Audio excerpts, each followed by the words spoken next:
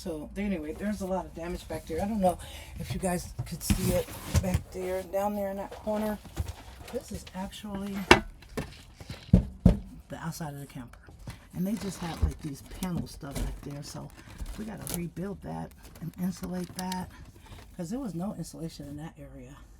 Or this area behind the light. There was no insulation. I don't think there's any insulation back here at all. I think they only insulated it to this point right here, and then they didn't insulate the rest. I don't know why. I'm definitely going to insulate that, and I'm going to seal that in with foam insulation, because I don't want critters to be able to get in there.